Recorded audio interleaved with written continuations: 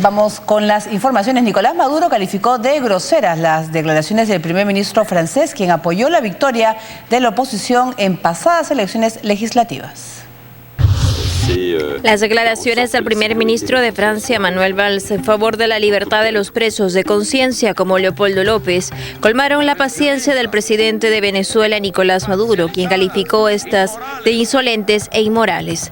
Durante un acto conmemorativo por el aniversario número 185 de la muerte de Simón Bolívar, Maduro criticó el comunicado que emitió Valls hace unos días, en el que felicitaba la victoria de la Mesa de la Unidad Democrática en los últimos comicios parlamentarios.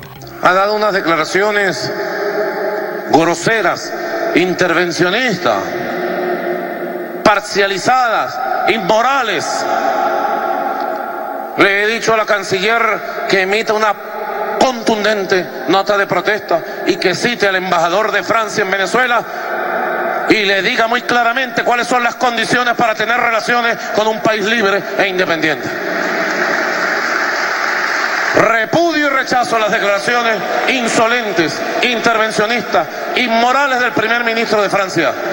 Maduro aprovechó a su vez para mencionar las causas de la derrota del oficialismo, que a su parecer se debería a la antipolítica del fraude, la trampa y la corrupción electoral de los opositores como parte de la denominada Operación Koala. Violar sus mecanismos de seguridad y pagar votos, ¿saben ustedes? ¿Qué impacto tuvo eso? Lo cierto es que es un fenómeno que ha resurgido. Están las pruebas, testimonios. Algunas de las personas capturadas han empezado a hablar de la Operación Koala. La oposición, representada en su gran mayoría por la Mesa de la Unidad Democrática, alcanzó 112 diputados frente a los 55 del oficialista PSV, lo que implica 2/3 de la Asamblea Nacional o Parlamento, una mayoría con poder de promulgar leyes orgánicas y otras funciones. Muy bien, pues vamos a hablar de Venezuela, mientras, por ejemplo, entre unos apuntes sobre este país, el petróleo ha registrado su peor caída en 11 años. Está muy grave la situación en Venezuela. Yo creo que es difícil lo que está viviendo la población, en el cual cada vez más, cada día es peor encontrar los productos para poder sobrevivir. Sí hay una situación económica, el problema ahí es cómo la oposición va a aprovechar esta situación económica difícil, ¿no? Ya lo hemos dicho en anteriores ocasiones, cómo Capriles trata de aprovechar justamente esto, afectando o atacando pues la base social del chavismo. Y esperemos que esa sea la estrategia, ya que la estrategia de otro sector de la oposición es más bien una estrategia más confrontacional, de tratar de cuestionar pues el tema de democracia, el tema de abusos, de libertades, temas que creo que la población son secundarios en relación a temas económicos y sociales, ¿no?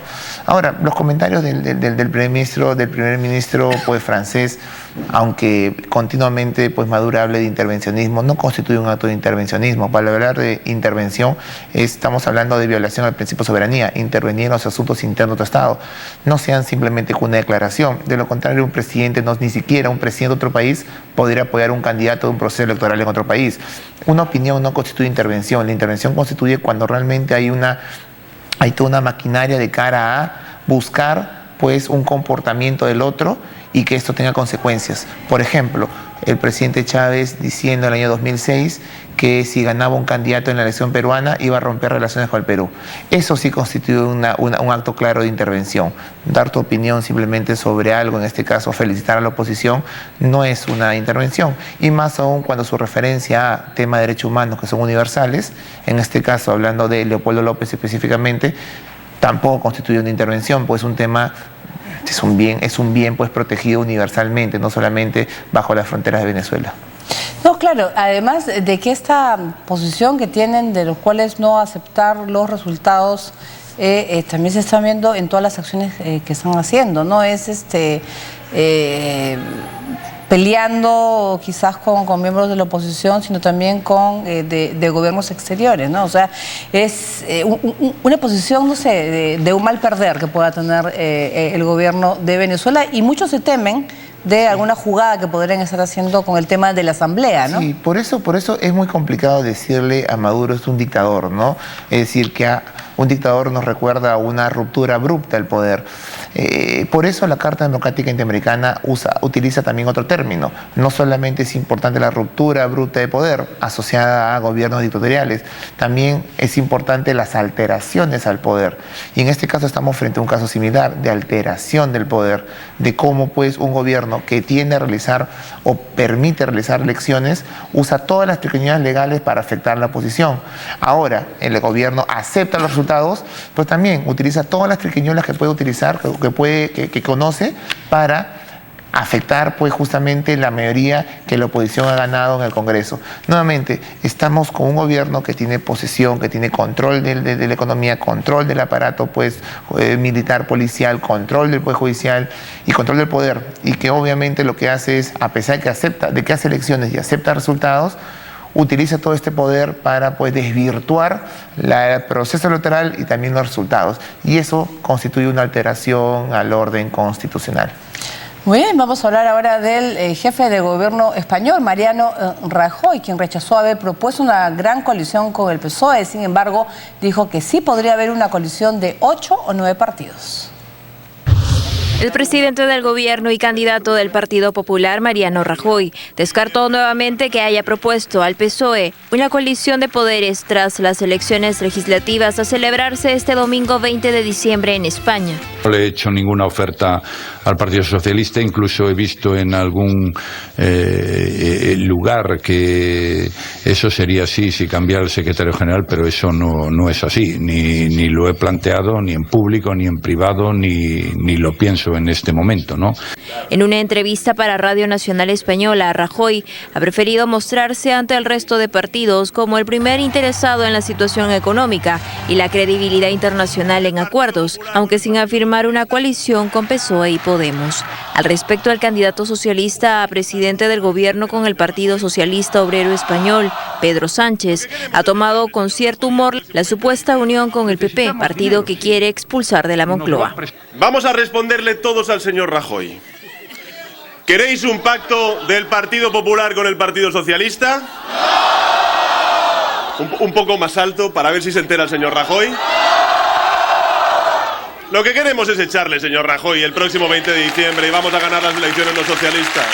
Durante un mitin en Zaragoza, Sánchez arremetió nuevamente contra el jefe del Ejecutivo por no asumir su responsabilidad en los casos de corrupción que alcanzan a las esferas altas del PP, un tema que resaltó en el último debate electoral de lunes.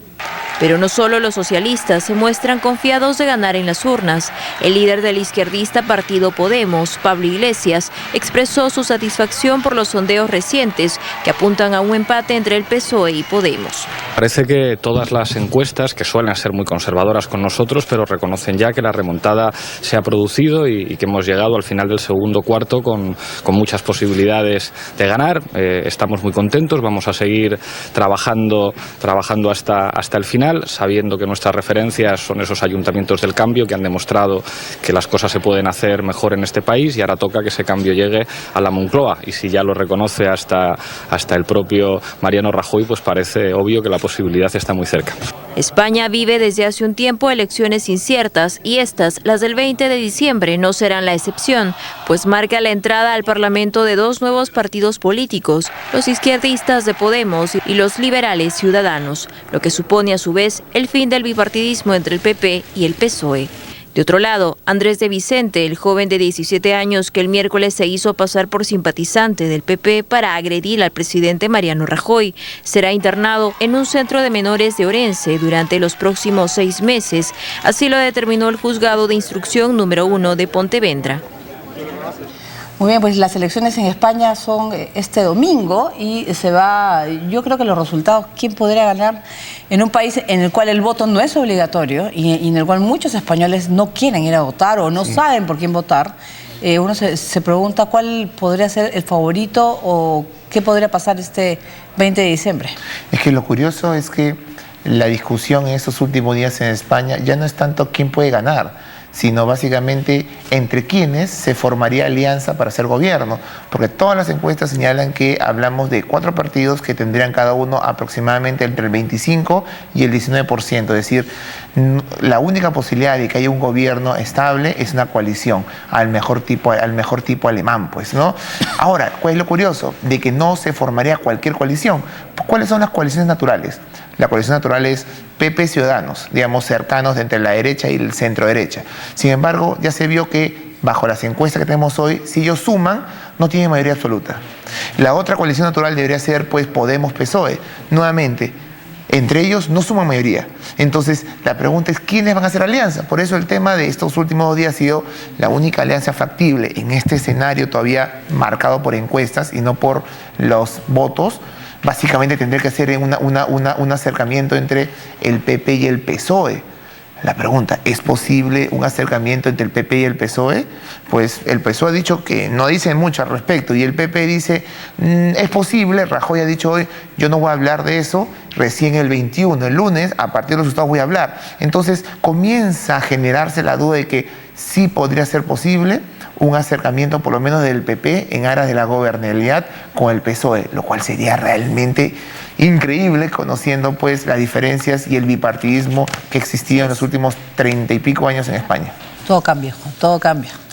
Muy bien, el gobierno de Ucrania se niega a pagar a Rusia una deuda de más de 3.000 millones de dólares. Sin embargo, Rusia pidió la reintegración de la deuda y anunció que demandará a Ucrania si no paga hasta el vencimiento que se cumple este domingo, 20 de diciembre. Ucrania anunció que mantendrá la deuda hasta que Rusia acepte sus condiciones o hasta que se pueda hallar una decisión judicial, según manifestó el Kiev. El jefe del gobierno, Arseniy Yatsenyuk, dijo estar preparado para la demanda anunciada por Moscú. La deuda fue contraída hace 2 años, siendo presidente Víktor Yanukovych. Ucrania es un socio estratégico de Rusia en el tránsito de gas hacia Europa. Sin embargo, las relaciones comerciales se encuentran congeladas.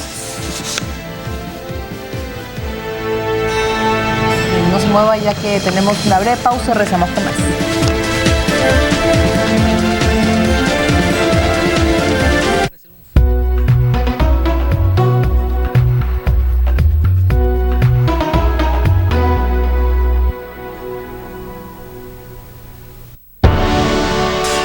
La próxima semana, a las 9 de la noche.